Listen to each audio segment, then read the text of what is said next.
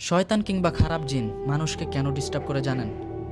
কারণ এই শয়তান কিংবা খারাপ জিন তারা চায় একজন মুমিন বান্দা, অর্থাৎ যে মুমিন বান্দা 5 ওয়াক্ত নামাজ পড়ে এবং মহান আল্লাহ তাআলাকে স্মরণ করে, তার এই নামাজ, কোরআন পড়া, তারপর মহান আল্লাহ তাআলাকে স্মরণ করা, আরও অন্যান্য যাবতীয় যে ভালো কাজগুলো আছে সেগুলো থেকে যেন তাকে বিরত রাখতে পারে।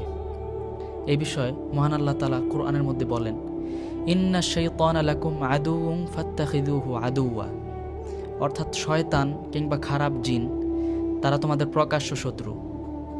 অর্থাৎ এই শয়তান কিংবা খারাপ জিন তাদেরকে প্রকাশ্য শত্রু হিসেবে গ্রহণ করো।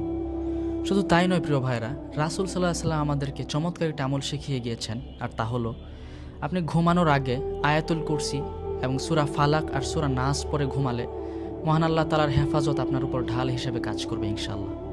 আলহামদুলিল্লাহ। সুতরাং ভয় নয়,